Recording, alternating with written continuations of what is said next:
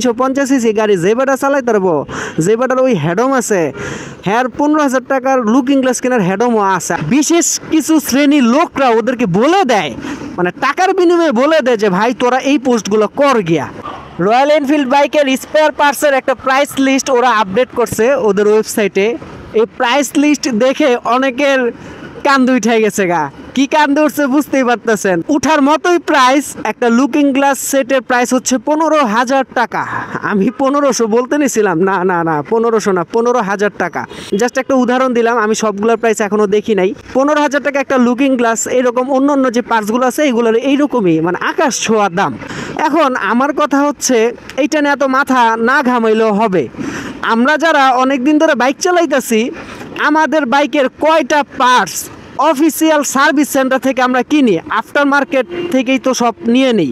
কয়টা পার্টস আমরা official service centre থেকে কিনি একটু বলেন তো। যারা যারা বাইক চালান, আপনার যদি বাইকের লুকিং গ্লাসটা ভেঙে যায়, আপনি বংশাল যান, মিরপুর 10 নম্বর যান, মালিবাগ আবুল হোটেলে যান, বাংলা মোটরে যান, নাকি অফিসিয়াল শোরুমে যান বা অফিসিয়াল সার্ভিস সেন্টারে যান, আমি নিশ্চিত 100-র মধ্যে 80 জন, অন্তত পক্ষে 80 জন বলবে যে আমরা ওই বাইরে থেকেই লাগাই নিই। কারণ অফিসিয়াল সার্ভিস সেন্টারে একটা লুকিং গ্লাসের প্রাইস যদি হয় 1500 টাকা, ওইটা এইরকম যে বাইরের নামগুলো বললাম, এইখানে আপনি পাবেন হচ্ছে মাত্র 500 থেকে 1000 টাকায়। রয়্যাল এনফিল্ড বাইক এটা নতুন আসছে আমাদের দেশে, পার্টস পাতে হয়তো অ্যাভেলেবেল হবে না, কিন্তু যখন বাইকগুলো অনেক বেশি রাস্তায় চলবে, আমাগো বংশাল আছে না, আমাগো জিঞ্জিরা আছে না, মিরপুর 10, তারপর হচ্ছে আবুল হোটেলের এখানে যে মার্কেটগুলো আছে, বাংলা মোটর যে মার্কেটগুলো আছে, লুকিং গ্লাস কয় সেট লাগবো, কয় জোড়া লাগবো, ঝুলে রাখবে দোকানে, দেখবেন 2 দিন পর থেকে।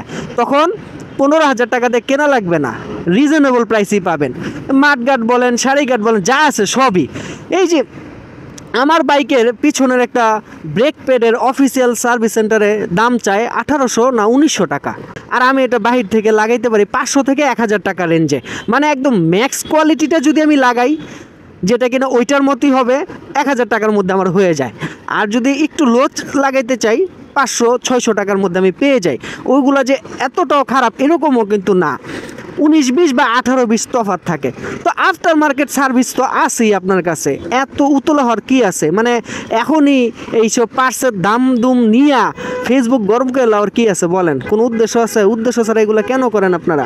350 সিসি গাড়ি যে বেটা চালাইতে পারবো, যে বেটার ওই হেডম আছে, হ্যার 15,000 টাকার লুকিং গ্লাস কেনার হেডমও আছে। আর যদি হেডম নাও থাকে, আফটার মার্কেট তো আছেই, সমস্যা কি?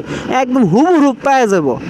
এইটা বলতাম না, কিন্তু মাঝে মধ্যে কিছু পোস্ট দেখার পরে আমার মনে হয় বিশেষ কিছু শ্রেণীর লোকরা ওদেরকে বলে দেয়, মানে টাকার বিনিময়ে বলে দেয় যে ভাই তোরা এই পোস্টগুলো কর গিয়া।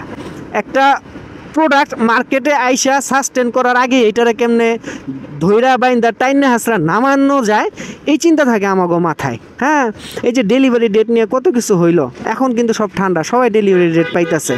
হ্যাঁ, সো এত টেনশন, এত চিন্তা এগুলা করার কোনো কিছুই নাই। আপনি যদি রয়্যাল এনফিল্ড বাইক কিনেন, আপনার অবশ্যই এটাকে পালার ক্ষমতা আপনার আছে, এটা বুঝিয়ে আপনি কিনবেন, ঠিক না?